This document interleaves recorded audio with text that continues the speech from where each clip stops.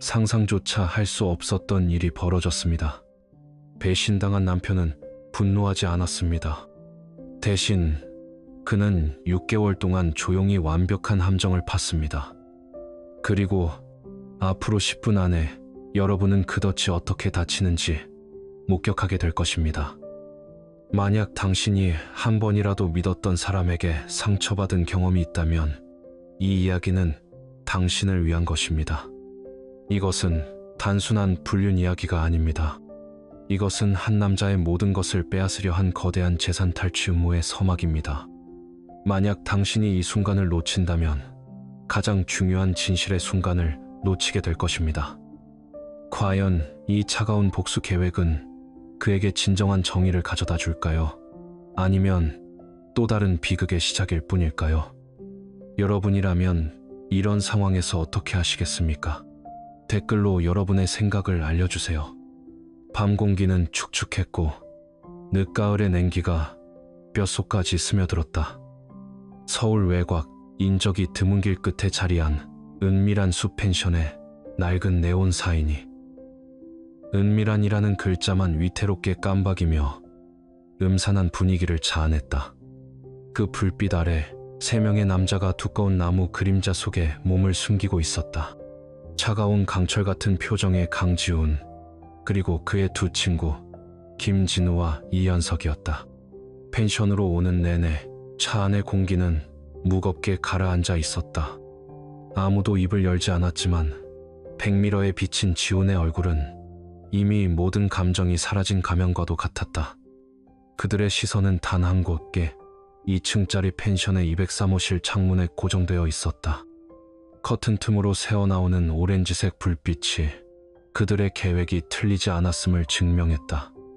지훈의 아내 박서연이 지금 저 안에 있었다. 다른 남자와 함께 흐흥, 아, 웃겨. 안에서 새어나오는 웃음소리. 그것은 분명 서연의 목소리였다.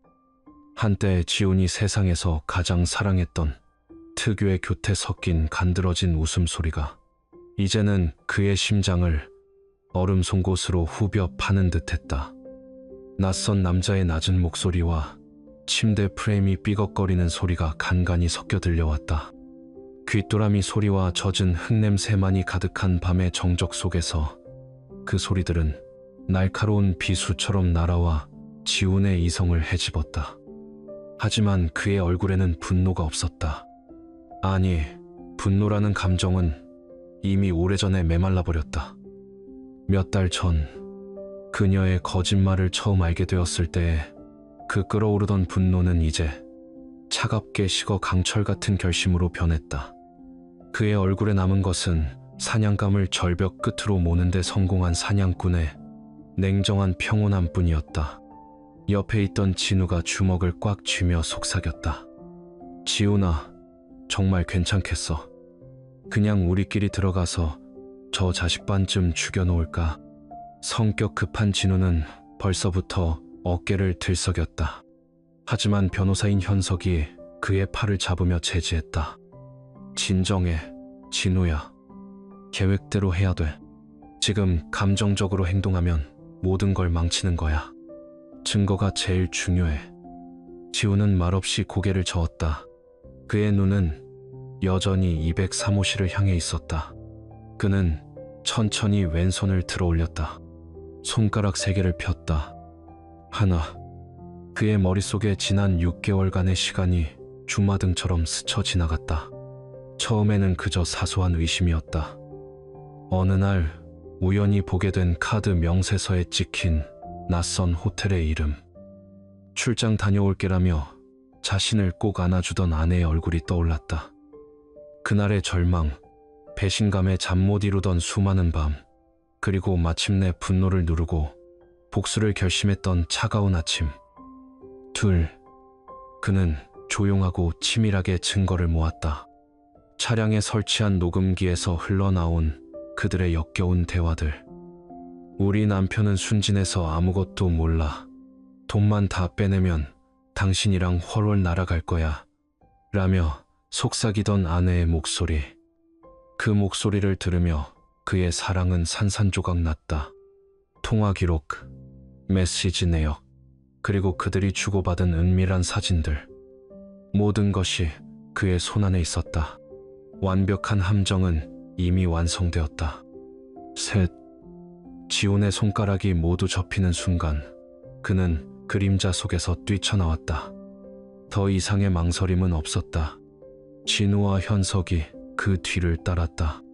쿵, 쿵, 쿵. 지훈의 육중한 발길질에 203호실의 낡은 나무 문이 비명을 지르며 부서져 나갔다. 방 안의 풍경은 지훈이 수백 번 상상했던 것보다 더 추악했다.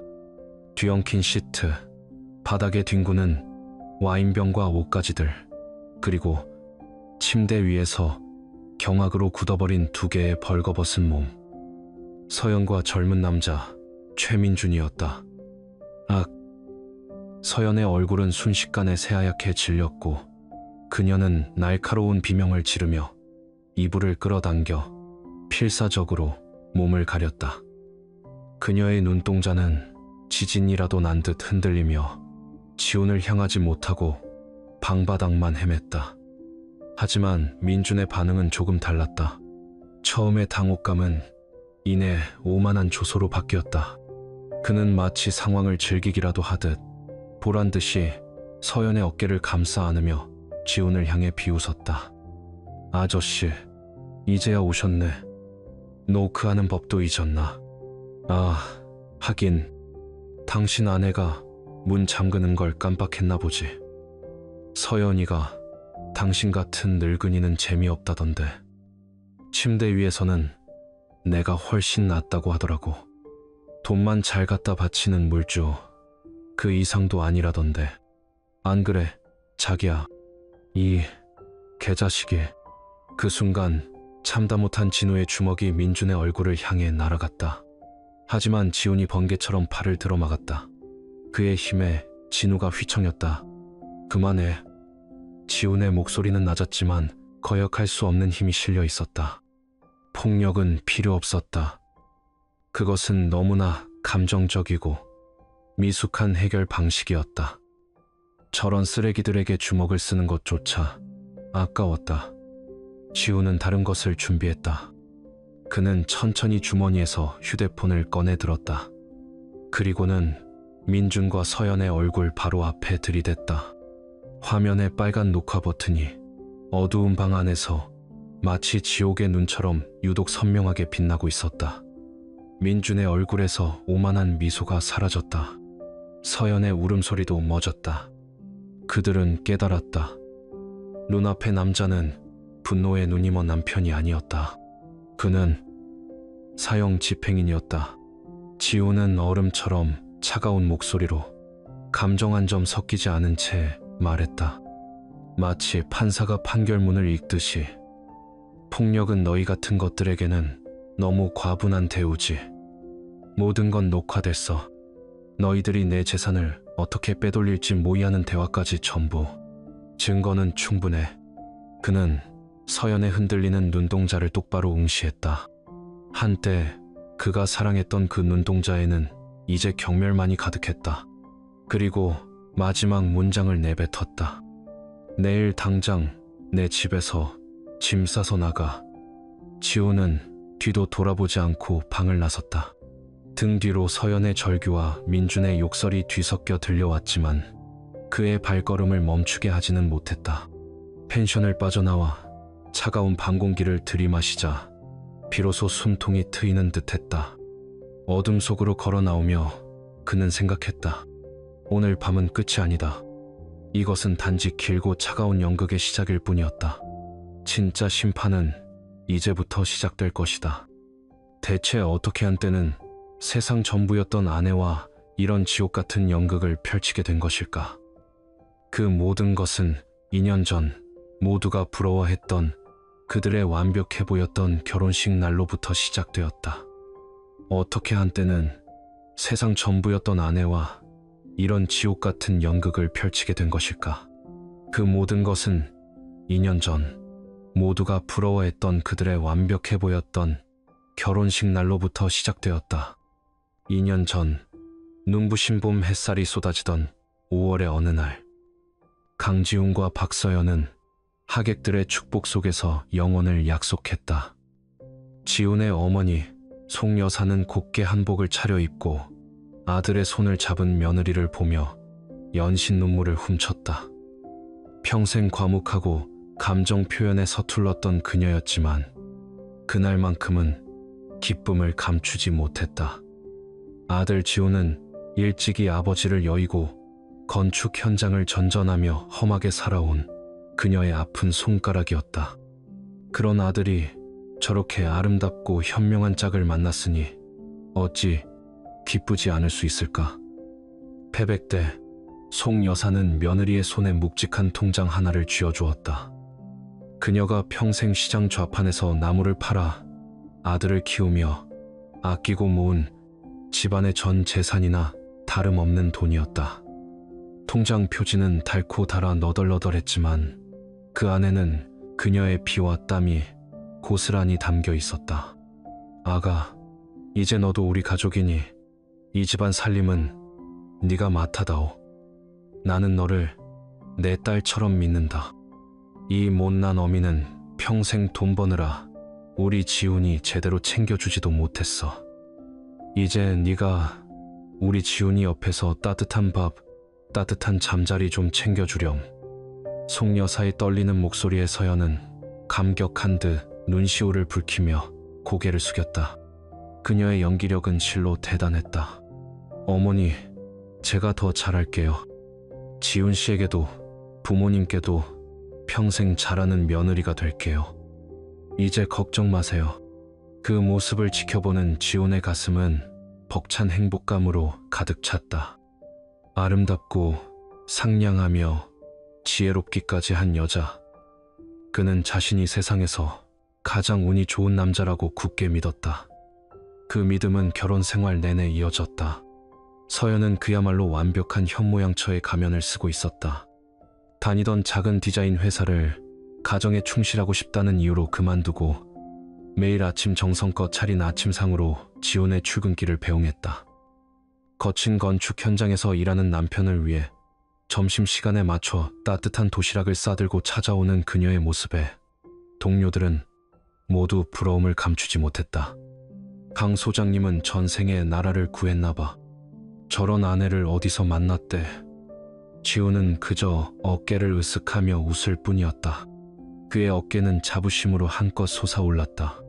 그의 믿음은 너무나도 깊고 단단해서 그는 자신의 모든 것을 그녀에게 맡기는 것을 주저하지 않았다. 그는 자신의 월급 통장은 물론 회사의 법인카드까지 그녀에게 맡겼다.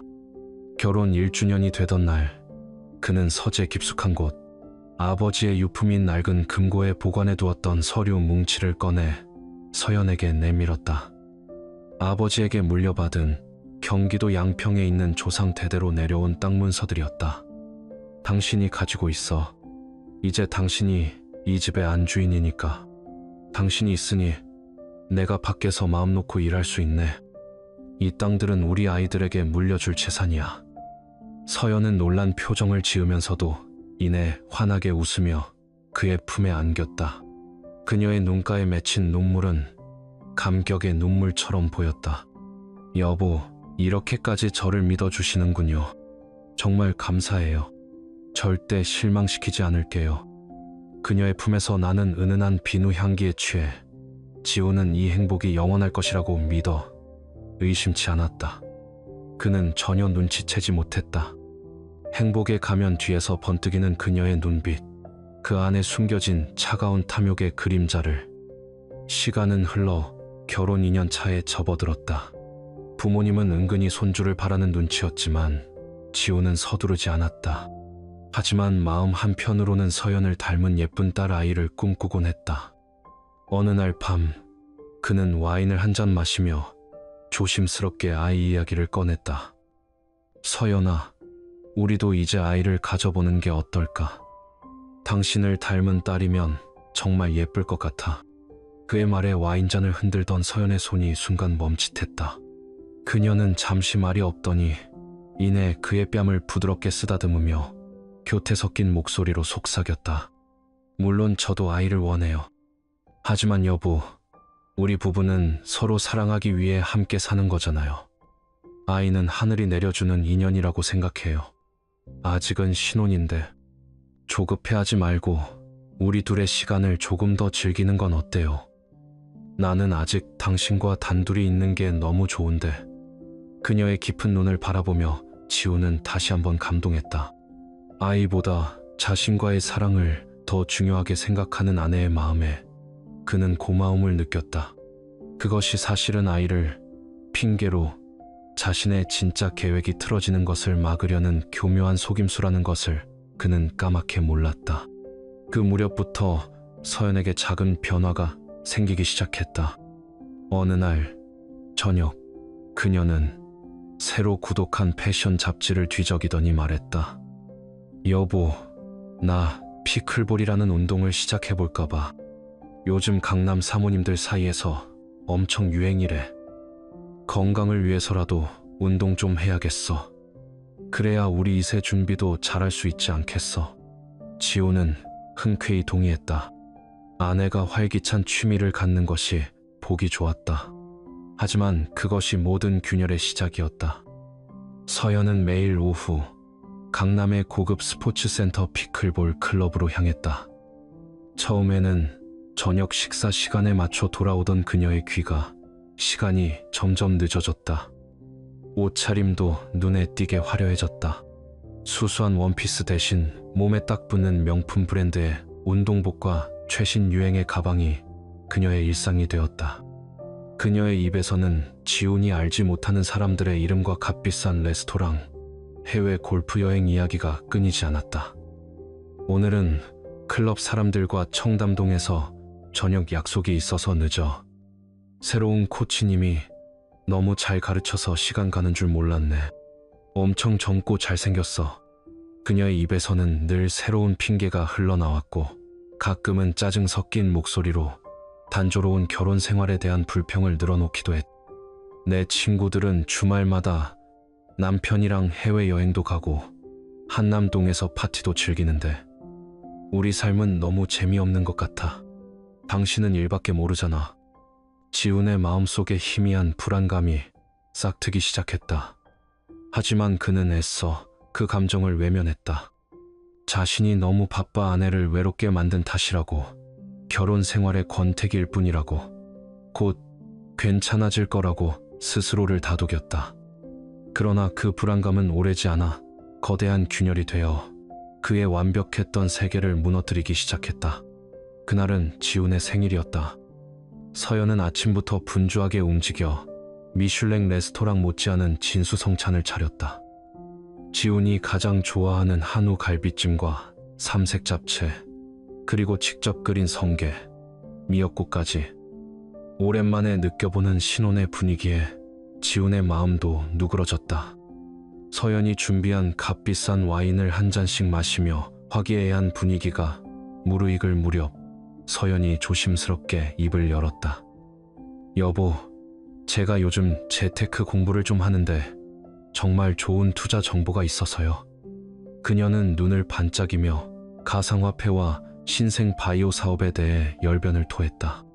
클럽에서 만난 능력 있는 동생이 알려준 고급 정보라며 몇 달만 투자하면 원금의 몇 배를 벌 수 있다는 허황된 이야기였다. 지우는 미간을 찌푸리며 그녀의 말을 들었다. 서연아, 그런 건 너무 위험해 보여.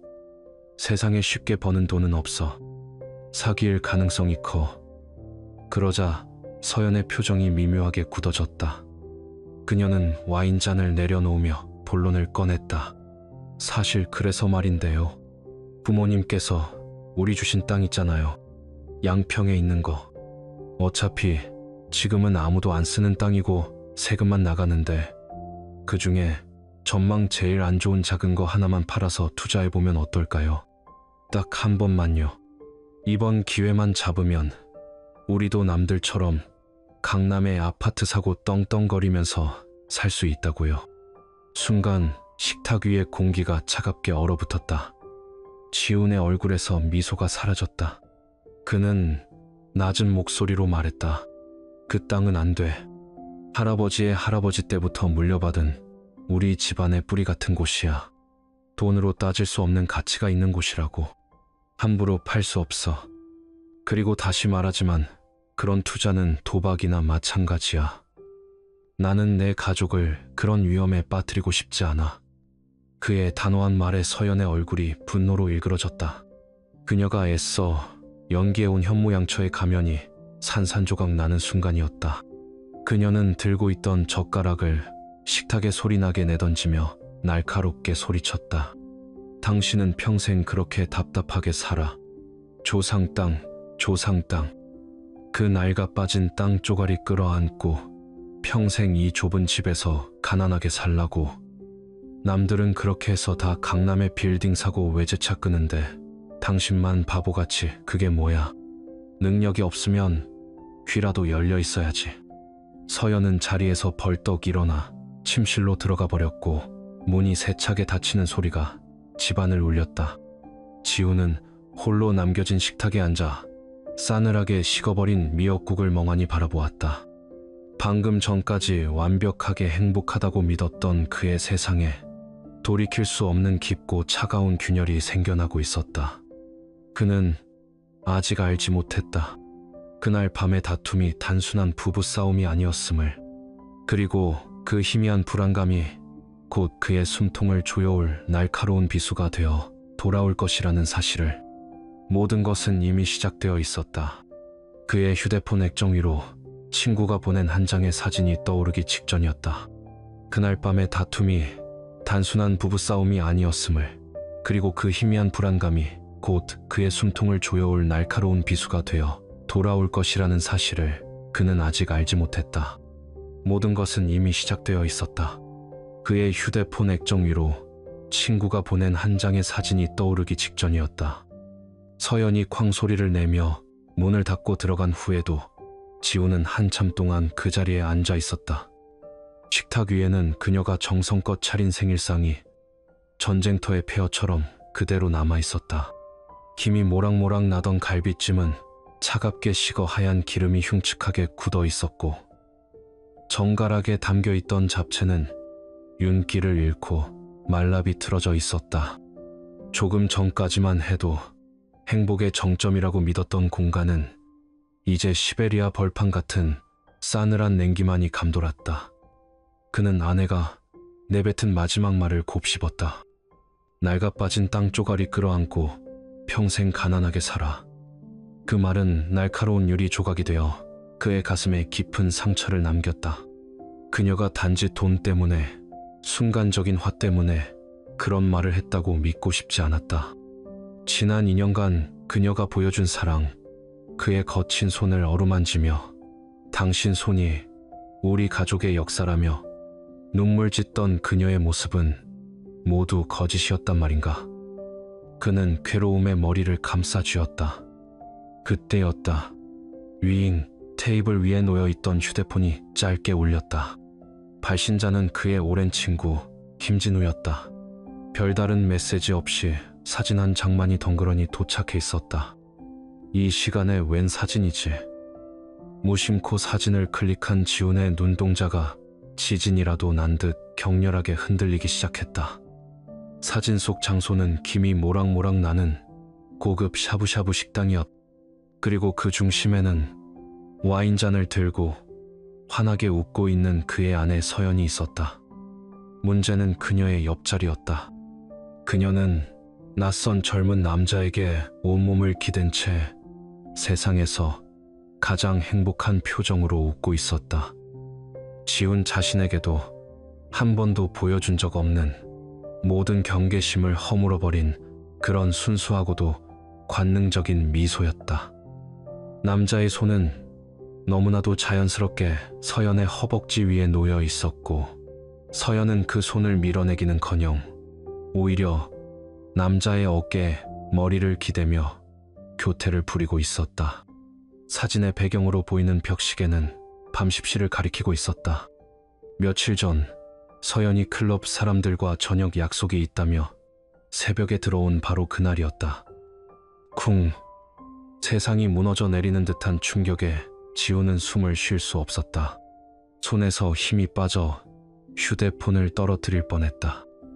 온몸에 피가 역류하여 차갑게 식어버리는 느낌이었다. 그는 떨리는 손으로 사진을 확대했다. 남자의 얼굴을 확인하고 싶었다. 훤칠한 키에 다부진 체격, 아이돌처럼 잘생긴 얼굴. 서연이 입에 침이 마르도록 칭찬하던 젊고 잘생긴 피클볼 코치가 바로 저 남자일까? 지우는 아무런 답장도 하지 않았다. 그는 그저 멍하니 휴대폰 전원 버튼을 눌러 화면을 꺼버렸다. 칠흑 같은 어둠 속에서 사진 속 서연의 행복한 미소가 잔상처럼 떠올라 그를 비웃는 듯했다. 믿을 수 없었다. 아니, 믿고 싶지 않았다. 하지만 그의 머릿속은 이미 걷잡을 수 없는 혼란과 배신감으로 폭발할 것 같았다. 그는 지난 몇 달간의 기억들을 필사적으로 되짚기 시작했다. 무심코 지나쳤던 사소한 일들이 이제야 의미를 가진 퍼즐 조각처럼 하나둘씩 맞춰지며 끔찍한 그림을 완성해 갔다. 유난히 늦어지던 귀가, 시간. 그가 거실에 들어서면 왔어 라며 황급히 전화를 끊던 모습. 누구 전화야? 라고 물으면 그냥 클럽 동생이라며 어색하게 웃던 표정. 샤워를 할 때도, 심지어 화장실을 갈 때조차 손에서 놓지 않던 휴대폰. 갑자기 늘어난 명품 옷과 가방들. 그리고 며칠 전부터 집요하게 조르던 양평 땅 매각 이야기까지. 설마 심장이 철렁 내려앉았. 이것은 단순한 외도가 아닐 수도 있다. 훨씬 더 거대하고 추악한 무언가가 숨겨져 있을지도 모른다는 끔찍한 예감이 그의 온몸을 휘감았다. 그녀의 목표는 처음부터 다른 곳에 있었던 게 아닐까. 그의 사랑과 믿음을 발판 삼아 그의 모든 것을 집어삼키려는 그는 주먹을 불끈 쥐었다. 손톱이 손바닥을 파고드는 고통도 느껴지지 않았다. 당장이라도 침실 문을 박차고 들어가 자고 있는 그녀의 뺨을 후려치고 싶었다. 모든 것을 다그치고 이 추악한 진실을 확인하고 싶었다. 하지만 그는 가까스로 이성의 끈을 붙잡았다. 아니, 지금 감정적으로 행동해서는 안 된다. 만약 자신의 의심이 사실이라면 어설픈 추궁은 오히려 그녀에게 모든 증거를 인멸하고 빠져나갈 빌미만 줄 뿐이다. 그녀는 악어의 눈물을 흘리며 거짓 용서를 구할 것이고 그 뒤에 숨겨진 더 큰 음모는 영원히 묻히게 될 것이다. 이 사진 한 장은 단순한 불륜의 증거일 뿐 재산 탈취라는 거대한 계획을 입증하기에는 턱없이 부족했다. 그에게는 더 확실하고 결정적인 빼도 박도 못할 증거가 필요했다. 그 순간 지훈의 눈빛이 변했다. 슬픔과 분노로 격렬하게 흔들리던 그의 눈동자는 깊은 심해처럼 차갑게 식어버렸고 그 자리에는 서늘한 결심만이 성광처럼 번뜩였다. 이것은 단순한 부부싸움이 아니다. 이것은 전쟁이다. 배신자에 대한 처절한 응징이자 자신의 모든 것을 지키기 위한 마지막 사투다. 다음 날 아침, 지우는 아무 일도 없었다는 듯 평소처럼 행동했다. 그는 밤새 한숨도 자지 못했지만 피곤한 기색 하나 없이 말끔하게 면도를 하고 슈트를 차려입었다. 밤새 무슨 일이 있었냐는 듯 천진난만한 얼굴로 여보, 굿모닝 하며 아침을 차리는 서연을 보며 그는 속으로 치밀어 오르는 구역질을 억지로 참아야 했다. 어제는 내가 너무 예민했어. 여보, 미안해. 당신 생일인데 내가 다 망쳤네. 그녀의 가증스러운 사과에 그는 그저 희미하게 웃으며 고개를 끄덕여 주었다. 아니야, 나도 미안해. 어제는 너무 피곤해서 그랬나 봐. 그의 연기는 완벽했다. 그날 오후 서연이 오늘 레슨은 좀 길어질 것 같아라며 콧노래를 부르며 피클 볼 클럽으로 향하자마자 지우는 인터넷으로 주문한 초소형 녹음기를 챙겨 그녀의 차로 향했다. 새빨간 외제 스포츠카. 결혼기념일에 그가 그녀를 위해 준비한 깜짝 선물이었다. 떨리는 손으로 운전석 아래 눈에 잘 띄지 않는 곳에 녹음기를 부착하며 그는 씁쓸한 미소를 지었다. 자신의 돈으로 산 차 안에서 자신의 재산을 빼돌리려는 아내의 목소리를 엿들어야 하는 이 기막힌 현실이라니. 며칠이 흘렀다. 그 며칠은 지훈에게 지옥과도 같은 시간이었다. 그는 매일 밤 서연이 깊이 잠든 것을 확인한 후에야 고양이처럼 살금살금 주차장으로 내려가 녹음기를 수거해왔다. 그리고 서재에 틀어박혀 헤드폰을 쓴 채 그녀의 하루를 되감았다. 처음 며칠간은 별다른 소득이 없었다. 친구들과의 시시콜콜한 수다, 백화점 쇼핑, 그리고 피클볼 코치의 지루한 레슨 내용뿐이었다. 지훈은 점차 지쳐갔다. 어쩌면 자신의 의심이 틀렸을지도 모른다고. 그녀는 단지 잠시 한눈을 팔았을 뿐이라고 어리석은 희망을 품기 시작할 무렵이었다. 그날 밤도 그는 여느 때처럼 녹음된 파일을 재생했다. 차의 시동이 걸리는 소리, 경쾌한 음악 소리가 잠시 흐르더니 이내 서연의 목소리가 들려왔다. 민준 씨, 나야. 지훈의 심장이 쿵 하고 바닥으로 떨어졌다. 최민준. 사진 속의 그 남자였다. 서연 씨. 웬일이야. 그 영감탱이는 아직도 몰라. 눈치챈 거 아니지? 민준의 경박하고 날카로운 목소리가 헤드폰을 통해 고막을 찔렀다. 서연이 교태 섞인 웃음소리를 냈다. 그럼 우리 남편은 세상에서 제일 순진한 사람이거든. 아니, 순진한 게 아니라 멍청한 거지. 내가 하는 말은 콩으로 매주를 쓴다고 해도 믿을걸. 내가 어제 땅 팔아서 투자하자고 또 졸랐더니 이번에는 좀 넘어오는 것 같더라. 조금만 더 구슬리면 양평 땅 하나쯤은 금방 팔 수 있을 거야. 그것만 팔아도 최소 50억은 손에 쥐는 거야. 50억. 지훈의 눈앞이 아찔해졌다. 그녀는 정말로 그의 어머니가 평생을 바쳐 지켜온 그의 아버지가 물려주신 그 땅을 팔아치울 계획을 세우고 있었던 것이다. 진짜 대박. 역시 서연 씨는 능력자라니까. 그럼 그 돈 받으면 우리 바로 뜨는 거지. 발리로 가서 한 1년쯤 푹 쉬다 올까. 나 거기 풀빌라 알아봐 놨는데 끝내줘. 민준의 들뜬 목소리에 서연이 웃으며 답했다. 그 목소리는 지훈이 지금껏 들어본 그 어떤 소리보다도 잔인하고 날카롭게 그의 심장을 파고들었다. 바보는 50억이다가 아니잖아. 무슨 소리야. 더 있어. 서연은 콧소리를 내며 마치 대단한 비밀이라도 알려주듯 목소리를 낮춰 속삭였다. 그 목소리는 뱀의 혀처럼 차갑고 끈적거렸다. 걱정 마, 자기야.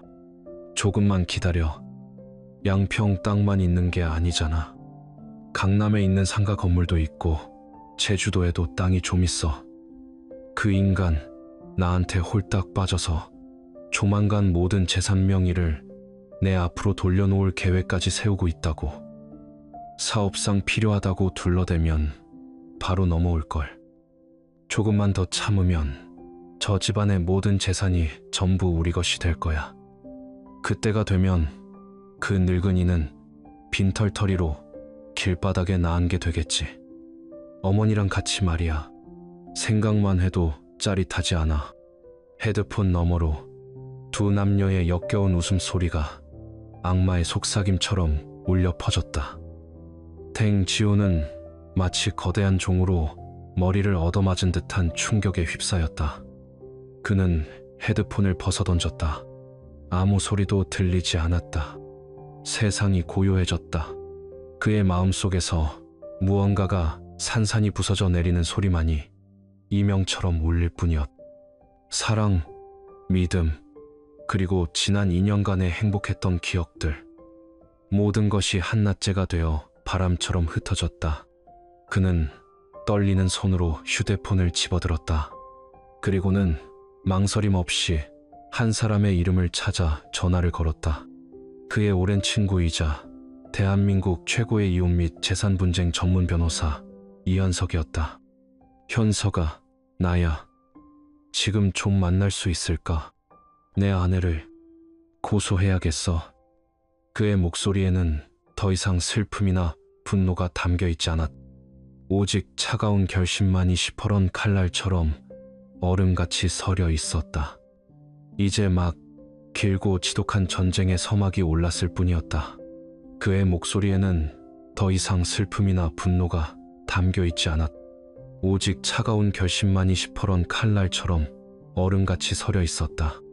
이제 막 길고 지독한 전쟁의 서막이 올랐을 뿐이었다.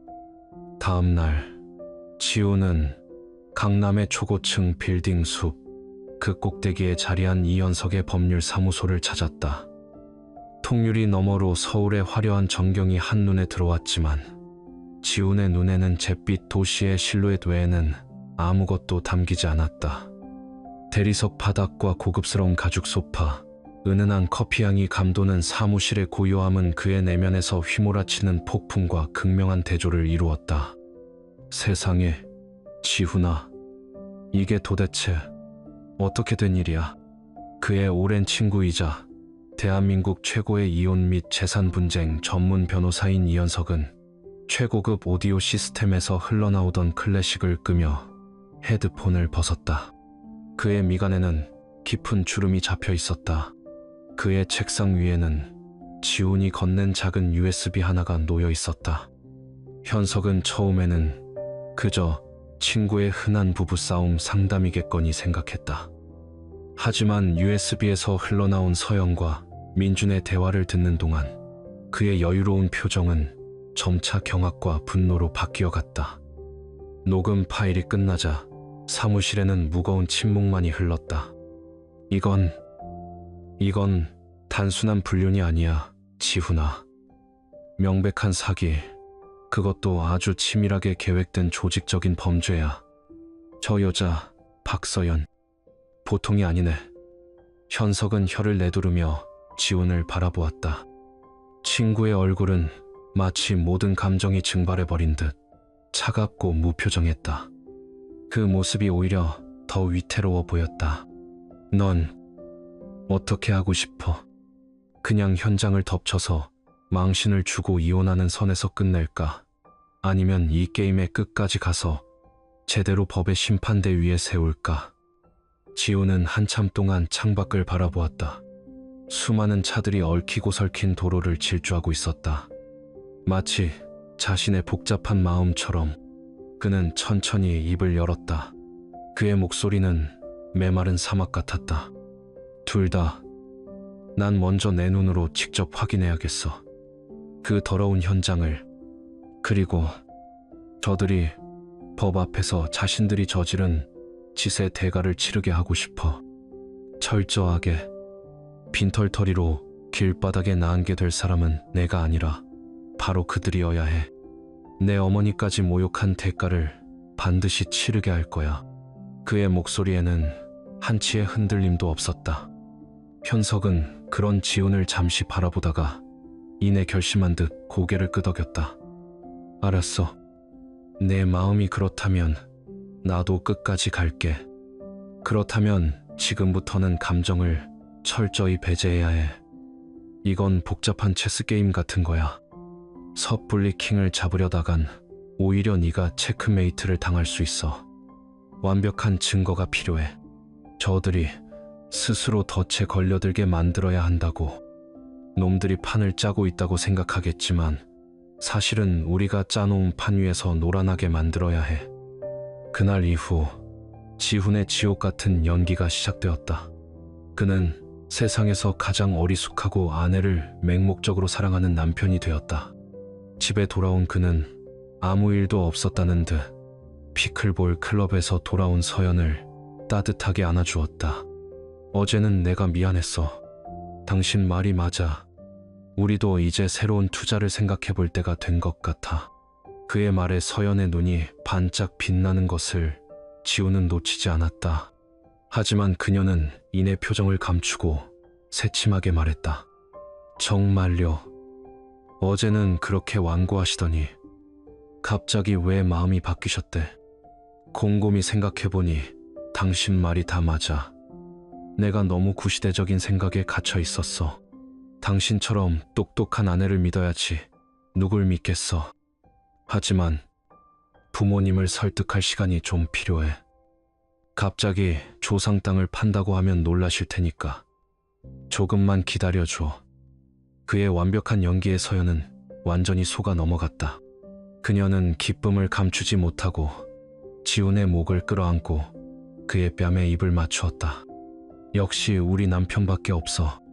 걱정 마요. 부모님께는 제가 잘 말씀드릴게요. 어머니는 저를 친딸처럼 생각하시잖아요.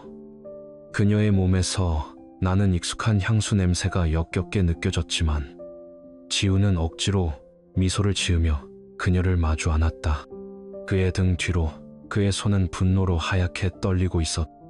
그는 이전보다 더 다정하고 헌신적인 남편이 되었다. 서연이 새로 산 값비싼 피클볼 운동복을 보며 역시 당신은 뭘 입어도 여신 같네라고 칭찬했고, 클럽 회장단 모임에 가야 하는데 회비가 좀 부족하네 라는 그녀의 말에 두말 없이 두툼한 돈 봉투를 건넸다. 서연은 그런 지훈을 비웃으며 매일 밤 민준에게 그의 어리석음을 조롱하는 메시지를 보냈지만 지훈은 그 모든 것을 알고 있었다. 그는 그저 묵묵히 더 깊고 어두운 거미줄을 치고 있을 뿐이었다.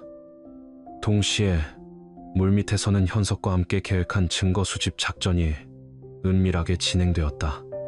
현석이 소개해준 흥신소 직원은 전직 국정원 출신답게 유령처럼 서연과 민준의 뒤를 쫓았다. 매일 저녁 지훈의 암호화된 이메일함에는 그들의 하루가 담긴 보고서가 도착했다. 강남의 고급 레스토랑에서 다정하게 서로에게 음식을 먹여주는 모습, 백화점 명품관에서 지훈의 카드로 수백만 원짜리 커플 시계를 사는 모습, 그리고 일주일에 두세 번씩 대낮에 서울 근교의 한적한 호텔로 들어가는 모습까지. 보고서에 첨부된 사진 속에서 두 사람은 마치 세상에 아무런 거리낄 것이 없다는 듯 행복하게 웃고 있었다. 지훈은 마른 침을 삼키며 사진들을 하나씩 저장했다. 심장이 갈갈이 찢기는 고통 속에서도 그의 머리는 얼음처럼 차가웠다. 이것들은 모두 법정에서 그들의 목을 조일 빼도 박도 못할 증거들이었다. 하지만 이것만으로는 부족했다.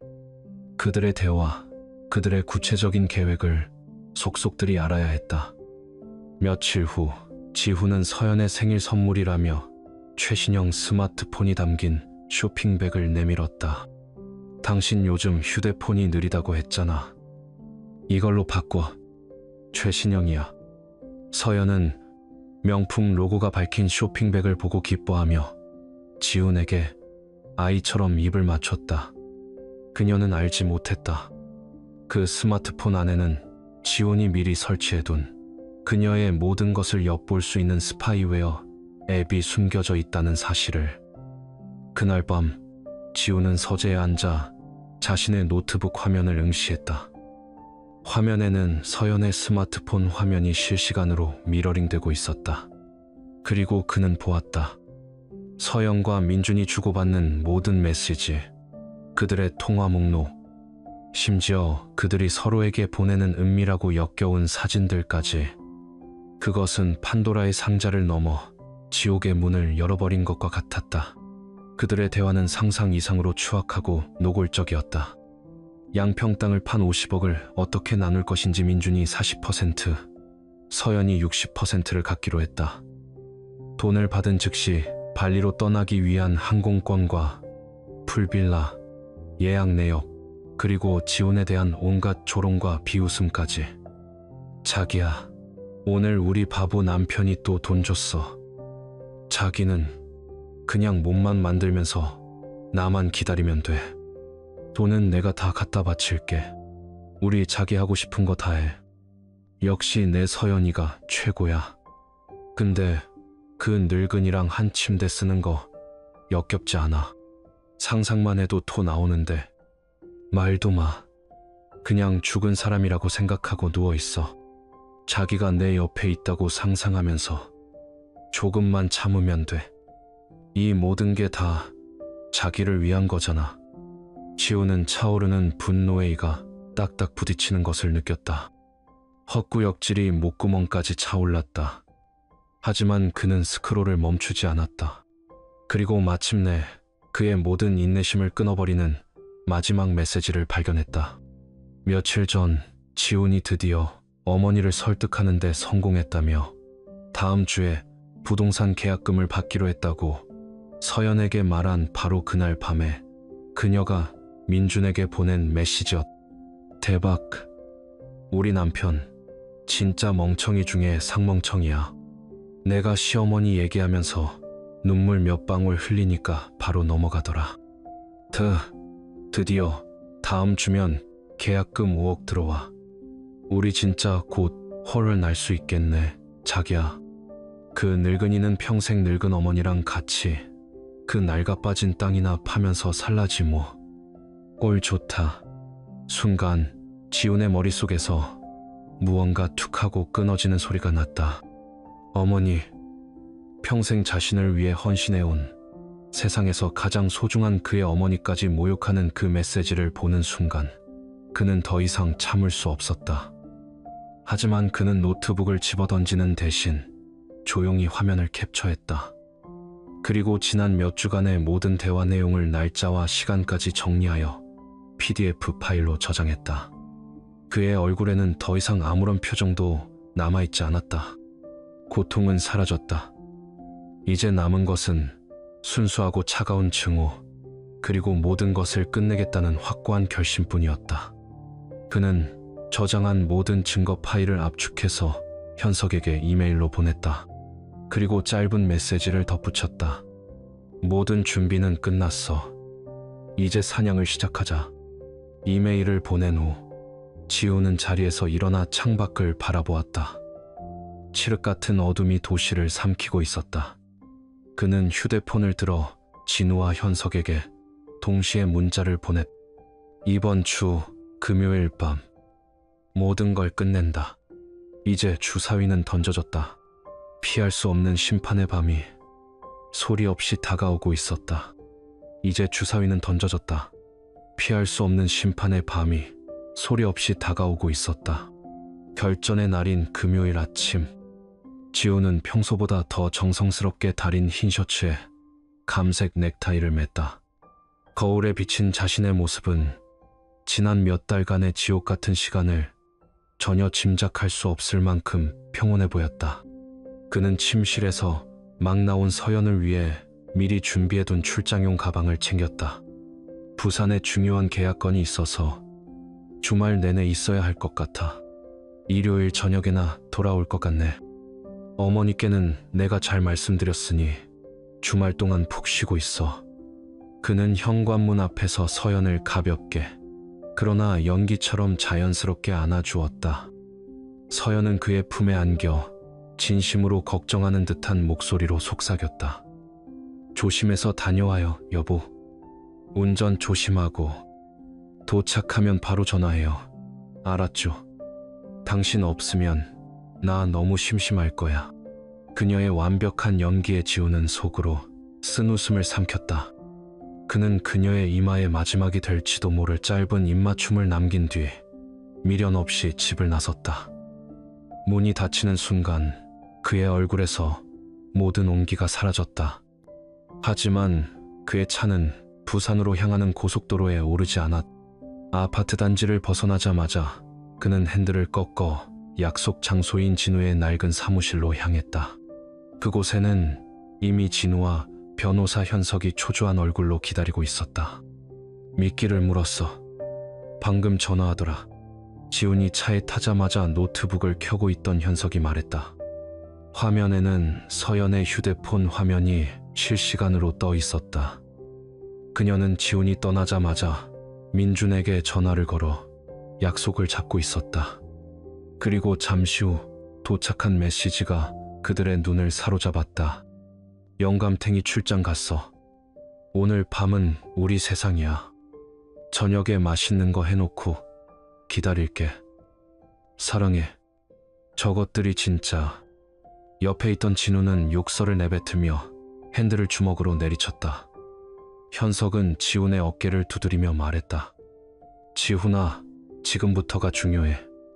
절대 흥분하면 안 돼. 우리는 철저하게 증거를 확보하고 법대로 처리하는 거야. 알지? 지훈은 말없이 고개를 끄덕였다. 그의 눈은 이미 사냥감의 숨통을 끊기 직전에 맹수처럼 차갑고 고요하게 빛나고 있었다. 그들은 서연의 차에 부착된 GPS 신호를 따라 어둠 속을 달렸다. 서연은 지훈이 준 카드로 백화점 명품관을 돌며 쇼핑을 하고 최고급 미용실에서 머리를 한 뒤 민준의 허름한 오피스텔로 향했다. 그리고 잠시 후 두 사람은 보란듯이 민준의 오토바이에 함께 올라탄 채 나타났다. 서연은 민준의 허리를 꼭 끌어안고 그의 어깨에 얼굴을 묻은 채 마치 세상을 다 가진 듯 행복하게 웃고 있었다. 그 모습을 뒤따르던 차 안에서 지켜보던 지훈의 손이 하얗게 굳어갔다. 한때 자신의 자리였던 곳, 자신의 품 안에서 저렇게 웃어주던 여자. 이제는 다른 남자의 등 뒤에서 똑같은 미소를 짓고 있었다. 심장이 도련해지는 듯한 고통이 밀려왔지만 그는 입술을 깨물며 참아냈다. 그들의 목적지는 서두에서 묘사했던 바로 그 은밀한 숲 펜션이었다. 지훈과 친구들은 펜션에서 조금 떨어진 숲길에 차를 세우고 어둠을 틈타 203호실이 잘 보이는 나무 뒤에 몸을 숨겼다. 방 안에서는 와인잔을 부딪히는 소리와 함께 두 사람의 웃음소리가 끊이지 않았다. 곧이어 음악 소리가 흘러나오고 커튼이 쳐졌다. 그림자 너머로 두 사람이 뒤엉키는 모습이 희미하게 비쳤다. 시간은 흐르고 밤은 깊어졌다. 안에서 들려오는 소리가 점점 더 노골적으로 변해갈수록 진우는 주먹을 부르르 떨었고 현석은 착잡한 표정으로 지훈의 눈치만 살폈다. 마침내 모든 준비가 끝났음을 직감한 지훈은 결연한 표정으로 친구들을 돌아보며 고개를 끄덕였다. 쿵, 쿵, 쿵. 육중한 소리와 함께 203호실의 문이 부서져 나갔다. 지옥의 문이 열렸다. 경악과 공포에 질린 서연, 그리고 오만함으로 가득 찬 민준의 조롱. 지우는 그 모든 것을 자신의 눈과 가슴에 단 초소형 카메라에 담았다. 그는 분노에 찬 친구들을 제지하고 오직 얼음처럼 차가운 목소리로 자신의 선고를 내렸다. 모든 건 녹화됐어. 내일 당장 내 집에서 짐 싸서 나가. 그 말을 끝으로 그는 미련 없이 돌아섰다. 서연의 절규가 등 뒤에서 메아리 쳤지만 그는 단 한 번도 뒤돌아보지 않았다. 그날 밤 지우는 집으로 가지 않았. 대신 그는 현석의 사무실로 향했다. 동이 트기 시작하는 새벽녘. 세 사람은 밤새 촬영한 영상과 그동안 모아온 모든 증거 자료들을 시간 순서대로 정리하며 앞으로의 법적 절차를 논의했다. 현석은 서류를 검토할수록 혀를 내둘렀다. 이 정도면 빼도 박도 못해. 단순 사기가 아니라 악질적인 조직범죄로 엮을 수 있겠어. 다음 날 아침, 뜬 눈으로 밤을 새운 지훈이 집으로 돌아왔을 때 서연은 이미 거실 소파에 망부석처럼 앉아 있었다. 밤새 한숨도 자지 못한 듯 그녀의 눈은 퀭했고 비싼 화장은 눈물로 얼룩져 흉하게 번져 있었다. 지훈을 보자마자 그녀는 맨발로 달려와 그의 바지가랑이를 붙잡고 무릎을 꿇었다. 여보, 내가 정말 죽을 죄를 지었어요. 제발 용서해줘요. 한 번만, 딱 한 번만 눈 감아주세요. 다신 안 그럴게요. 저 남자랑 다 끝낼게요. 제발요. 네. 그녀는 악어의 눈물을 흘리며 애원했다. 한때 그 눈물에 수없이 마음 약해졌던 지훈이었지만 이제는 아무런 감흥도 없었다. 그는 자신에게 매달리는 서연의 손을 벌레를 떼어내듯 차갑게 뿌리쳤. 그 입 닥쳐. 역겨우니까. 그는 서재에서 미리 준비해둔 서류 2장을 꺼내 그녀 앞에 테이블 위로 던졌다. 하나는 이혼 서류였고 다른 하나는 현석의 법무법인 이름으로 작성된 재산 반환 청구서였다. 하얀 종이가 그녀의 눈앞에서 나비처럼 팔랑거리다 떨어졌다. 이혼 서류에 도장 찍어. 그리고 당신이 부동산 계약금으로 받아 챙긴 50억 정확히 5일 주겠어. 5일 안에 내 통장으로 다시 입금해.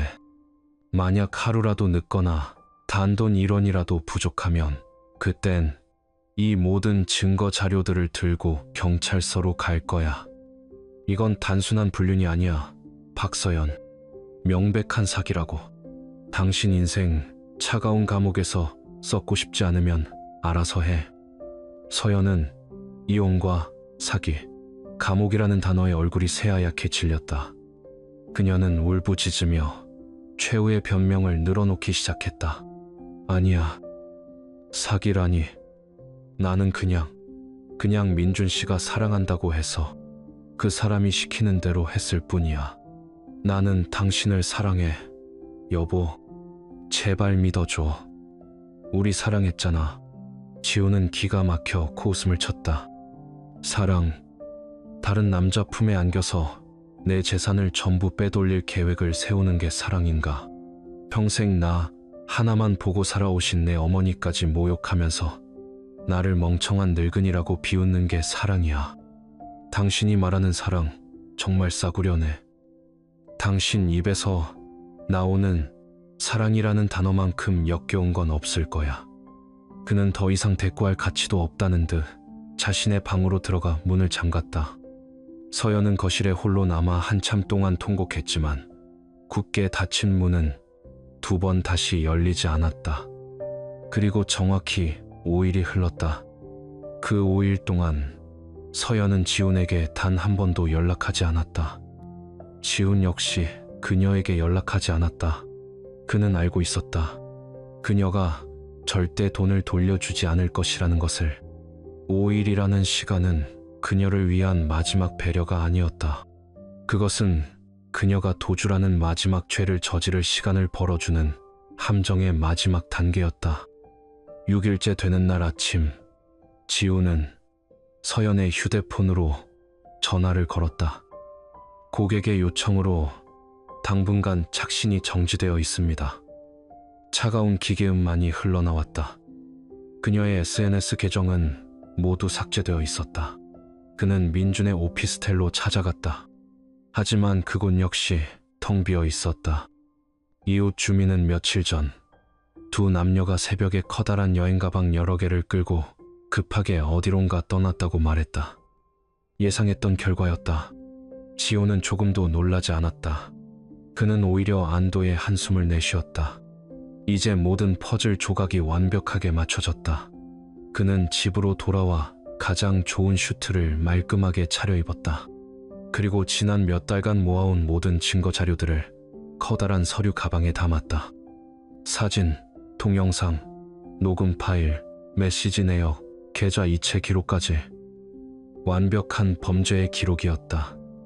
그는 서울지방경찰청으로 향했다. 복잡한 복도를 지나 지능범죄수사대 사무실의 문을 열고 들어섰을 때 분주하게 움직이던 형사들은 평범한 차림의 그를 의아하게 쳐다보았다. 지우는 담당 형사 앞에 서류 가방을 올려놓고 조용하지만 단호한 목소리로 말했다. 제 아내 박서연과 내 연남 최민준을 특정경제범죄, 가중처벌 등에 관한 법률 위반, 즉 사기 혐의로 고소합니다. 베테랑 형사는 처음에는 단순 치정사건으로 생각했지만 지훈이 꺼내놓는 증거 자료들을 보고는 입을 다물지 못했다. 사진, 녹취록, 영상 파일, 그리고 수백 페이지에 달하는 메신저 대화까지. 형사는 혀를 내두르며 말했다. 이건 제가 본 사건 중에 가장 증거가 완벽하게 준비된 사건이군요. 변호사보다 더 철저하십니다. 모든 서류 제출을 마치고 경찰청을 나왔을 때 눈부신 햇살이 그의 얼굴 위로 쏟아졌다. 그는 승리감 대신 깊은 공허함을 느꼈다. 하지만 후회는 없었다. 그날 오후 대한민국 전역에 박서영과 최민준에 대한 전국 수배령이 내려졌다. 그들의 웃는 얼굴 사진이 뉴스 화면을 장식했다. 정의를 향한 길고 외로운 사냥이 마침내 공식적으로 시작된 것이다. 이제 남은 것은 기다림이었다. 법의 심판이 내려지고 그가 잃어버린 모든 것을 되찾을 그날을 위한 차갑고도 기나긴 기다림. 정의를 향한 길고 외로운 사냥이 마침내 공식적으로 시작된 것이다. 이제 남은 것은 기다림이었다. 법의 심판이 내려지고 그가 잃어버린 모든 것을 되찾을 그날을 위한 차갑고도 기나긴 기다림. 시간은 흐르지 않는 강물처럼 더디게 흘러갔다. 박서영과 최민준의 얼굴이 담긴 수배 전단이 전국 곳곳에 붙었지만 그들은 마치 연기처럼 사라져버렸다. 지우는 술을 마시지도 누군가에게 하소연하지도 않았다. 그는 그저 묵묵히 폐허가 된 자신의 삶을 재건하기 시작했다. 그가 돌아간 곳은 아버지가 돌아가신 후 먼지만 쌓여가던 도시 외곽의 낡은 목공소였다. 삐걱거리는 문을 열자 묵은 나무 냄새와 퀴퀴한 먼지 냄새가 그의 코를 찔렀다. 햇빛 한 줌 들지 않는 공방 안은 온통 거미줄 투성이었고 아버지의 손때가 묻은 낡은 연장들은 녹슬어 있었다. 한때 아버지의 꿈과 땀이 서려 있던 그곳은 마치 모든 것을 잃어버린 지훈의 마음처럼 황량했다. 그는 며칠 동안 아무 말 없이 공방을 쓸고 닦았다. 먼지를 털어내고 녹슨 연장을 기름칠하고 썩은 나무들을 걷어냈다. 땀이 비오듯 흘렀지만 그는 멈추지 않았다. 그것은 단순한 청소가 아니었다. 그의 삶에 들러붙은 더럽고 추악한 과거를 닦아내는 처절한 자기 정화의 의식이었다. 그는 다시 대패를 잡았다. 서걱서걱 거친 나무 표면이 매끄럽게 다듬어지는 소리가 그의 유일한 위안이었다. 그는 아버지가 남긴 낡은 목공소에 정직한 나무라는 새로운 간판을 내걸었다. 처음에는 동네 사람들의 부서진 가구를 고쳐주는 작은 일거리뿐이었지만 그는 밤낮을 가리지 않고 일했다. 그의 정직한 솜씨는 금세 입소문을 탔다. 그의 손을 거친 가구들은 단순히 물건이 아니었다. 그 안에는 나무의 순결과 그것을 만든 사람의 진심이 담겨 있었다. 작은 카페의 테이블과 의자를 만들어준 것을 시작으로 그의 이름은 조금씩 알려지기 시작했다. 사람들은 그의 가구를 찾았고 이내 그의 사연에도 관심을 갖기 시작했다. 아내와 내연남을 조용히 감옥에 보낸 그 남자. 사람들은 그를 그렇게 불렀다. 어떤 이는 그의 냉정함에 혀를 내둘렀고 어떤 이는 그의 강인함에 박수를 보냈다. 하지만 그는 아무런 반응도 보이지 않았다. 그는 오직 나무와 마주할 뿐이었다. 그렇게 6번의 계절이 바뀌었다. 지독하게 추웠던 겨울이 지나고 만물이 소생하는 봄이 찾아왔다. 목공소 창틈으로 따스한 햇살이 스며들던 어느 날 오후 그의 휴대폰이 울렸다. 낯선 번호였다. 강지훈 씨 되십니까? 여기는 제주 서귀포 경찰서 지능범죄수사팀입니다. 심장이 쿵 하고 내려앉았다. 올 것이 왔다는 생각에 그는 마른 침을 삼켰다. 오늘 새벽 전국에 수배 중이던 박서영과 최민준을 검거했습니다. 두 사람이 강지훈 씨의 고소건에 대해 조사를 받을 예정이니 가장 빠른 비행기로 제주로 와주셔야겠습니다. 엿새 후 지훈은 제주경찰서의 좁은 대질신문실에 앉아 있었다. 유리창 너머로 수갑을 찬 서연과 민준이 차례로 들어왔다. 6개월 만에 마주한 서연의 모습은 처참했다. 윤기가 흐르던 머리카락은 푸석푸석했고 한때 보석처럼 빛나던 눈은 깊게 패어 공허했다. 값비싼 명품 옷 대신 그녀는 구치소의 칙칙한 수의를 입고 있었다. 민준 역시 마찬가지였다. 그의 얼굴에는 오만함 대신 초조함과 불안감이 가득했다. 유리창이 열리고 형사가 신문을 시작했다. 서연은 지훈을 보자마자 무너져 내렸다. 그녀는 유리창에 매달려 울부짖었다. 지훈 씨, 여보, 내가 잘못했어. 내가 정말 미쳤었나 봐. 제발 고소 좀 취하해줘. 나 여기서 단 하루도 못 있겠어. 무서워 죽을 것 같아. 하지만 그녀의 눈물은 더 이상 지훈의 마음을 움직이지 못했다. 그는 아무런 표정 없이 유리창 너머의 여자를 싸늘하게 응시했다. 그는 자리에서 일어나 형사에게 말했다. 더 이상 할 말 없습니다. 그리고는 서연에게 마지막 말을 던졌다. 진정한 사랑은 더러운 모텔 침대 위에도 추악한 사기 계획 속에도 없어. 당신은 사랑을 한 게 아니야. 그저 탐욕에 눈이 멀었을 뿐이지. 이제 그 대가를 치를 시간이 된 것뿐이야. 몇 달 후 국민참여재판으로 진행된 법정. 지훈은 방청석 가장 뒷자리에 조용히 앉아 있었다. 검사가 그가 제출한 증거들을 하나씩 제시할 때마다 방청석에서는 탄식이 터져 나왔다. 서연과 민준이 나눈 노골적인 메시지, 지훈과 그의 어머니를 조롱하는 목소리가 담긴 녹음 파일이 법정에 울려 퍼졌다. 서연은 고개를 숙인 채 오열했고 민준은 모든 것을 서연의 탓으로 돌렸다. 마침내 배심원단의 판결과 함께 재판장의 마지막 선고가 내려졌다. 피고인 박서연, 징역 10년, 피고인 최민준, 징역 10년에 처한다. 땅. 판사의 망치 소리가 법정을 울리는 순간 서연은 그 자리에 쓰러져 오열했다. 하지만 지훈은 아무런 표정 변화도 없었다. 그는 축하를 건네는 현석의 어깨를 두어 번 두드려준 뒤 조용히 법정을 빠져나왔다. 복수는 끝났다. 하지만 그의 마음속에는 승리감 대신 거대한 폭풍이 핥히고 지나간 듯한 공허함만이 남았다. 그는 축하 파티 대신 곧장 양평의 목공소로 향했다. 그에게는 이제 술잔을 부딪힐 환희보다 나무의 상처를 어루만져줄 위로가 더 필요했다. 그로부터 몇 주가 지났다. 지훈의 삶은 다시 평온을 되찾은 듯 보였다.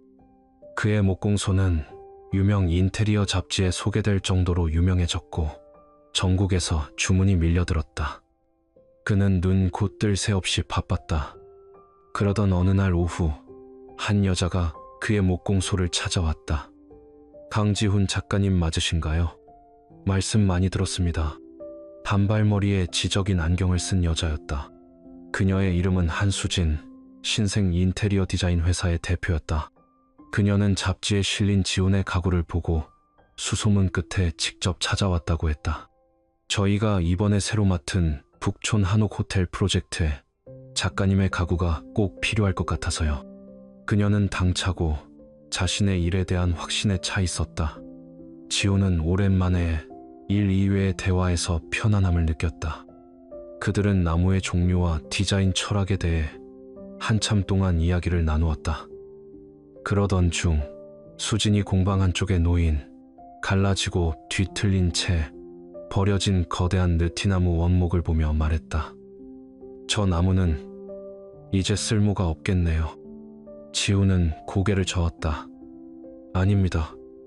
상처가 깊지만 저 상처 때문에 오히려 더 독특하고 아름다운 무늬를 가지게 됐죠. 시간을 들여 잘 다듬으면 세상에 하나뿐인 작품이 될 겁니다. 그의 말에 수지는 잠시 지훈의 눈을 응시했다. 그녀의 눈빛 속에서 지훈은 자신과 비슷한 종류의 상처와 그것을 극복해낸 단단함을 발견했다. 그렇군요. 때로는 모든 것이 무너져 내려야 더 강하고 아름다운 것을 지을 수 있는 법이니까요. 그녀는 알 수 없는 미소를 지으며 말했다. 그 한마디에 지훈의 마음속에 얼어붙어 있던 무언가가 아주 조금 녹아내리는 듯한 느낌이 들었다. 수지는 그에게 두툼한 계약서와 함께 자신의 명함을 건네고 돌아갔다. 지훈은 그녀가 떠난 자리에 남아 한참 동안 그녀가 남기고 간 라벤더 향기와 모든 것이 무너져 내려야 더 강한 것을 지을 수 있다는 그녀의 말을 곱씹었다. 다쳤던 그의 마음에 아주 작은 틈이 생겨나고 있었다. 다쳤던 그의 마음에 아주 작은 틈이 생겨나고 있었다. 그날 이후 지훈과 수진의 관계는 딱딱한 계약서 위의 갑과 을을 넘어 서서히 다른 색으로 물들기 시작했다. 그것은 불꽃처럼 타오르는 열정적인 사랑이 아니었다. 오히려 혹독한 겨울을 견뎌낸 땅에서 조심스럽게 피어나는 작은 들꽃과도 같았다. 둘은 서로의 과거를 캐묻지 않았다. 말하지 않아도 서로의 눈빛 속에서 같은 종류의 상처와 깊은 고독을 읽을 수 있었기 때문이다. 그들은 부서진 조각들을 애써 감추려 하지 않았고 오히려 그 상처 입은 모습 그대로 서로를 마주 보았다.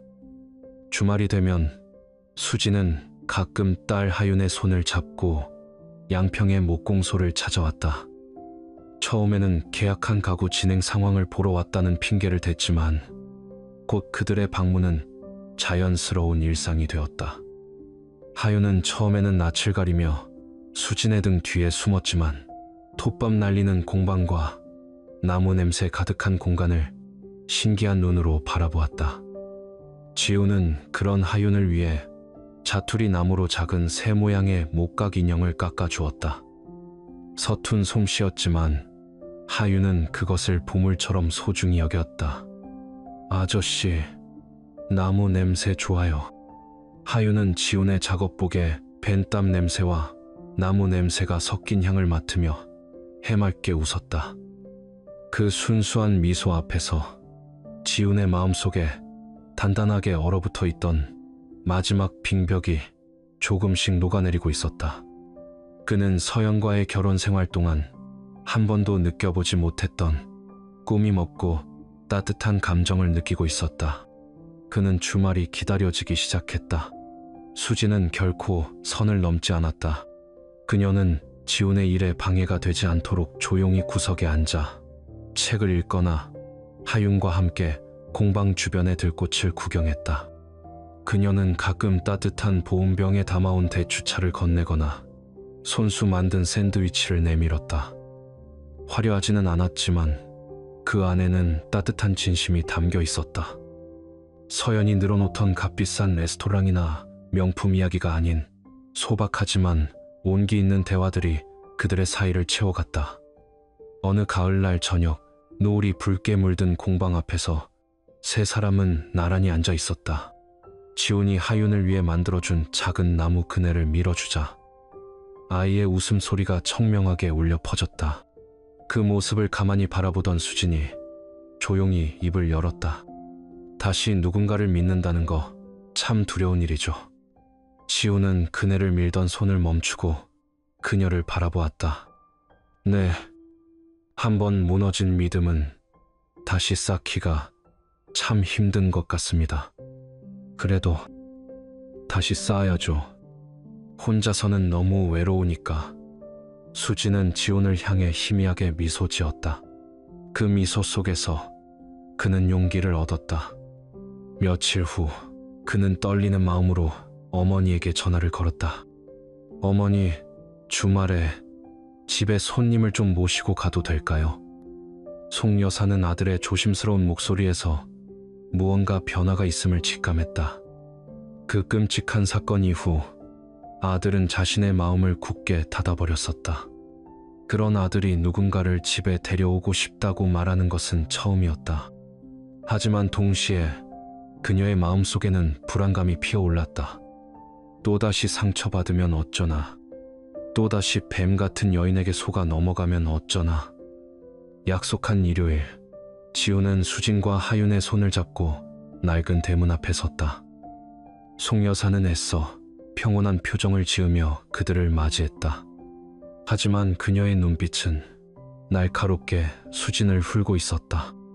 수진은 긴장한 기색이 역력했지만 허리를 깊이 숙여 정중하게 인사했다. 처음 뵙겠습니다. 한수진입니다. 어색한 침묵이 흐르던 거실.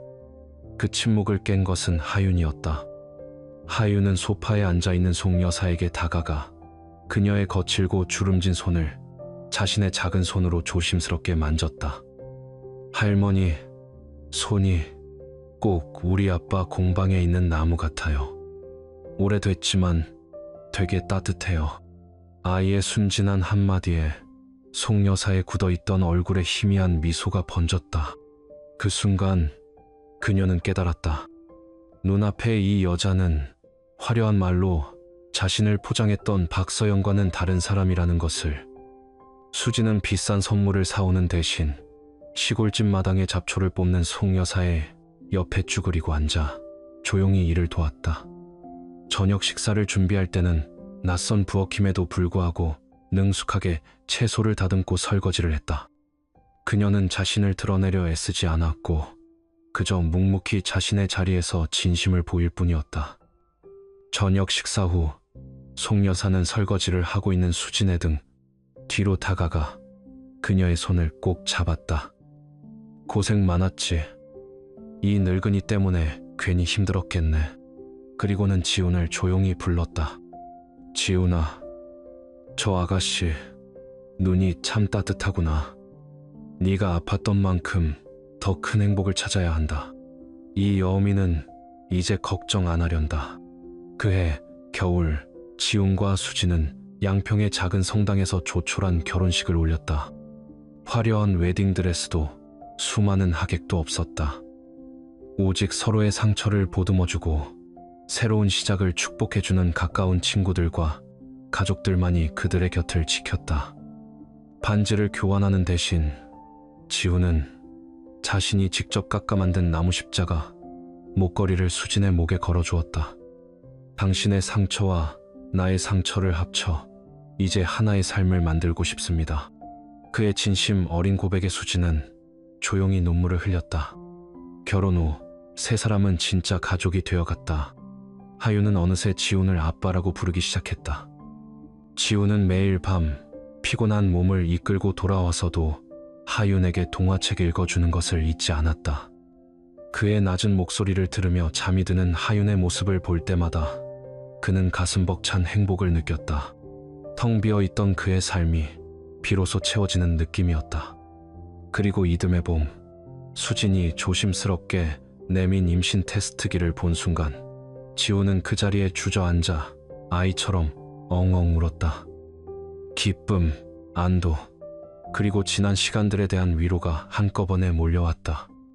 그는 다시 아버지가 될 수 있다는 사실이 믿기지 않았다. 그날부터 지훈의 목공소에는 밤늦도록 불이 꺼지지 않았다. 그는 세상에서 가장 좋은 편백나무를 구해 태어날 아기를 위한 침대를 직접 만들기 시작했다. 서걱서걱 대패질 소리는 그의 희망과 사랑이 담긴 노래와도 같았다. 그는 아기 침대 한쪽에 작은 새 한 마리를 정성스럽게 새겨 넣었다. 새로운 생명이, 새로운 희망이 자신의 가정에 날아들었음을 기념하고 싶었다. 10달의 기다림 끝에 수진이 진통을 시작했다는 연락을 받고 병원으로 달려가던 밤, 지훈은 분만실 앞 복도를 초조하게 서성이며 생각했다. 몇 년 전 박서연이 늦게 들어오는 밤이면 그는 늘 불안과 의심 속에서 그녀를 기다렸다. 하지만 지금의 이 기다림은 전혀 달랐다. 이것은 고통스러운 불안이 아닌 벅찬 희망과 설렘으로 가득 찬 기다림이었다. 새로운 생명, 그리고 자신의 진짜 가족을 향한 거룩한 기다림이었다. 응애, 응애. 마침내 우렁찬 아기 울음소리가 복도를 가득 메웠다. 잠시 후 간호사가 하얀 강보에 쌓인 작은 생명체를 안고 나왔다. 축하합니다. 산, 이 케이지의 건강한 왕자님입니다. 지훈은 떨리는 손으로 아들을 받아 안았다. 작고 따뜻하고 경이로운 생명체. 아기는 그의 손가락을 자신의 작은 손으로 꼭 쥐었다. 그 순간 지훈의 눈에서 뜨거운 눈물이 흘러내렸다. 병실로 돌아오자 땀으로 흠뻑 젖은 수진이 지친 얼굴로 그를 보며 미소 짓고 있었다. 여보, 우리 아기, 당신을 꼭 닮았네. 지훈은 그녀의 손을 잡고 이마에 입을 맞추었다. 고마워, 수진아. 내게 다시 와줘서, 내 가족이 되어줘서 정말 고마워. 그들의 아들 이름은 우진이라고 지었다. 고들, 우에 보배, 진젠. 세상의 어떤 폭풍 후에도 흔들리지 않는 곳고 진실한 나무처럼 자라기를 바라는 아버지의 마음이 담긴 이름이었다. 집으로 돌아온 후 그들의 작은 집은 하윤과 우진의 웃음소리로 가득 찼다. 지우는 더 이상 과거의 악몽에 시달리지 않았다. 그는 이제 한 여자의 남편이자 두 아이의 아버지가 되었다. 그는 폐허가 된 자신의 삶 위에 세상에서 가장 단단하고 아름다운 행복이라는 집을 지어 올린 것이다. 이 완벽한 행복이 영원할 것만 같았다. 하지만 그는 알지 못했다. 10년 후 그가 완전히 잊고 있던 과거의 유령이 그의 인생의 문을 다시 두드리게 될 것이라는 것을. 이 완벽한 행복이 영원할 것만 같았다. 하지만 그는 알지 못했다. 10년 후 그가 완전히 잊고 있던 과거의 유령이 그의 인생의 문을 다시 두드리게 될 것이라는 것을. 10년이라는 시간은 강산도 변하게 할 만큼 긴 시간이었다. 누군가에게는 눈 깜짝할 사이였겠지만 차가운 감옥에서 보낸 박서연에게 10년은 영원과도 같은 시간이었다. 그녀는 교도소 안에서 침묵을 배웠. 그림자처럼 조용히 살고 아무도 모르게 눈물을 삼키는 법을 배웠다. 그녀는 매일 밤 생각했다. 출소하는 날 지훈이 용서의 미소를 지으며 그녀를 기다려주지는 않을까. 어쩌면 모든 것이 꿈이었던 것처럼 그가 자신을 다시 받아주지는 않을까. 헛된 희망이라는 것을 알면서도 그녀는 그 상상에 매달리며 길고 긴 밤을 견뎠다. 한때 화려했던 그녀의 외모는 10년의 세월과 함께 모두 빛을 잃었다. 거칠어진 피부, 깊게 팬 주름, 그리고 모든 감정이 메말라버린 공허한 눈동자만이 남았다. 출소하던 날 그녀를 마중 나온 사람은 아무도 없었다. 교도관이 건네준 낡은 천 가방 하나를 들고 낯선 세상으로 나온 그녀는 한참 동안 교도소 문 앞에 멍하니 서 있었다. 그리고는 낡은 버스에 몸을 싣고 한때 자신의 세상이었던 그 도시로 향했다. 모든 것이 변해 있었다. 그녀의 기억 속에 있던 낡은 건물들은 사라지고 그 자리에는 하늘을 찌를 듯한 유리 빌딩들이 솟아 있었다. 거리를 가득 메운 조용한 전기차들의 행렬도 낯설었다. 그녀는 마치 이방인처럼 모든 것이 낯선 도시를 하염없이 걸었다. 발걸음은 무의식적으로 한 곳을 향하고 있었다. 지훈과 함께 살았던 그녀가 자신의 손으로 파괴해버린 그 행복의 보금자리. 하지만 그녀를 맞이한 것은 차가운 대리석으로 된 새로운 문패였다. 그 위에는 그녀의 이름 대신 강지훈 한수진이라는 글씨가 따뜻한 햇살 아래 다정하게 새겨져 있었다. 집 앞 정원에서는 아이들의 웃음소리가 들려왔다. 깔깔거리는 여자아이의 웃음소리와 아장아장 걷는 남자아이의 옹알이가 뒤섞여 있었다. 그녀가 낳았어야 할, 그러나 갖지 못했던 행복의 소리였다. 서연은 심장이 멎는 듯한 고통에 뒷걸음질 쳤다. 그녀는 비틀거리며 발길을 돌려 도시 외곽에 있는 어머니의 묘지로 향했다. 지난 10년간 단 한 번도 찾아오지 않았던 곳이었다. 무성하게 자란 잡초들 사이에 외롭게 서 있는 묘비. 그녀는 그 앞에 주저앉았다. 눈물조차 나오지 않았다. 그녀의 눈물은 이미 10년의 시간 속에서 모두 말라버렸다. 엄마, 나 왔어. 너무 늦었지. 미안해, 엄마. 그녀의 목소리는 갈라진 낙엽처럼 메마르게 흩어졌다. 바로 그때였다. 등 뒤에서 작은 발걸음 소리와 함께 맑은 아이의 목소리가 들려왔다. 아빠, 여기 할머니한테 인사드리는 거야. 서연은 화들짝 놀라 뒤를 돌아보았다. 그곳에는 10년 전보다 훨씬 더 단단하고 여유로워 보이는 지훈이 서 있었다. 잘 다려진 코트와 부드러운 캐시미어 스웨터, 귀 밑으로 희끗희끗 보이는 흰머리마저도 그를 더욱 중후하게 만들었다. 그의 손은 자신을 꼭 닮은 영리해 보이는 남자아이의 손을 잡고 있었다. 아이는 올해 8살쯤 되었을까. 그녀가 잃어버린 시간의 무게가 아이의 모습으로 형상화되어 그녀의 심장을 무겁게 내리찍었다.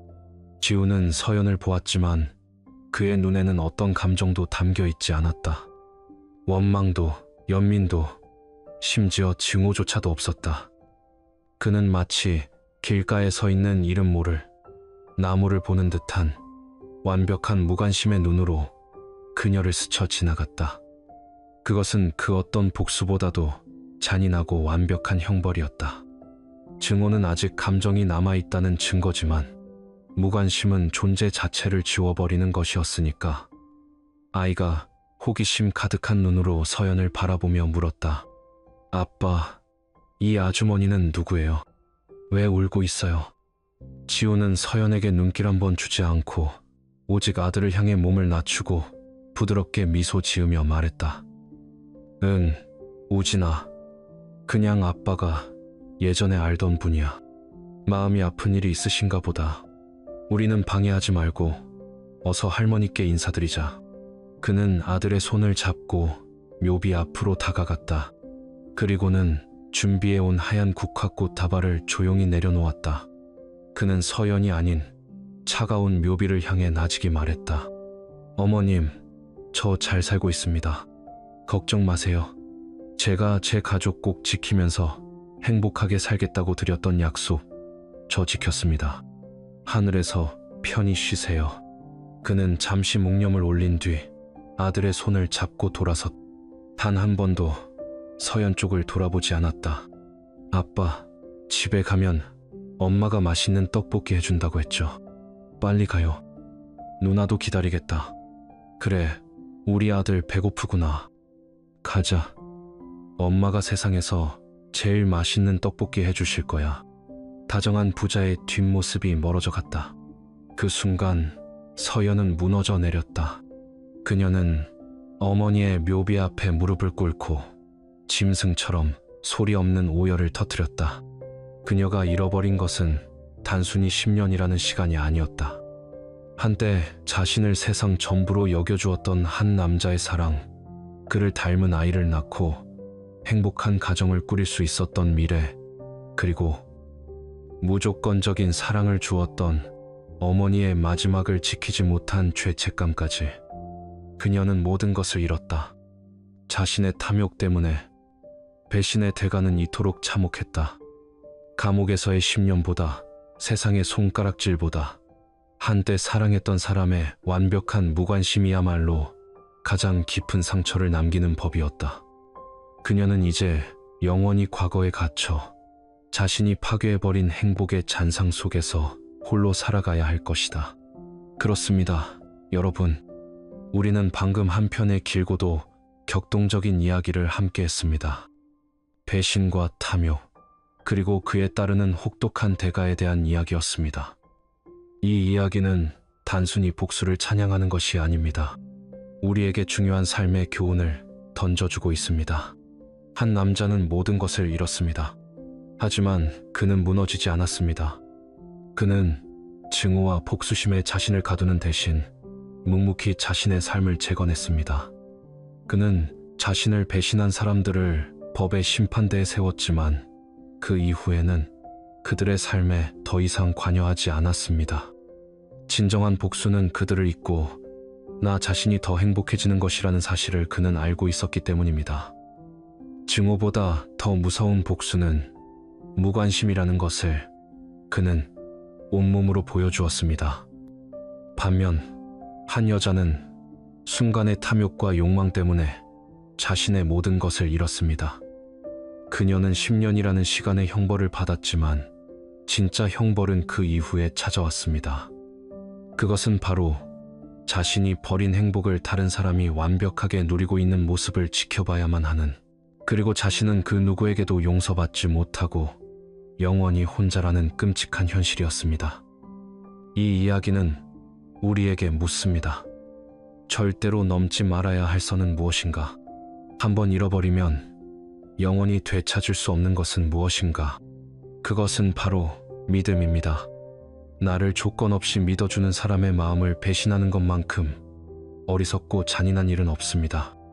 한번 구겨진 종이는 다시 펼 수 있어도 그 흔적은 영원히 남는 것처럼, 한번 금이 간 신뢰의 그릇은 다시 붙일 수 없고, 한번 돌아선 마음은 그 어떤 후회와 눈물로도 되돌릴 수 없기 때문입니다.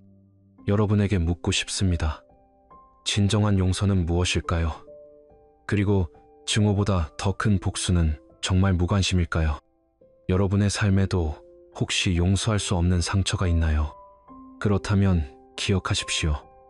진정한 강인함은 복수에 있는 것이 아니라 그 상처를 딛고 일어나 다시 한번 행복해질 용기를 내는 것에 있다는 것을. 과거에 얽매여 현재를 망가뜨리지 마십시오. 여러분의 삶은 그 누구의 것도 아닌 바로 여러분 자신의 것이기 때문입니다. 이 이야기가 마음에 와 닿으셨다면 좋아요와 구독을 눌러주시고 여러분의 생각을 댓글로 남겨주세요.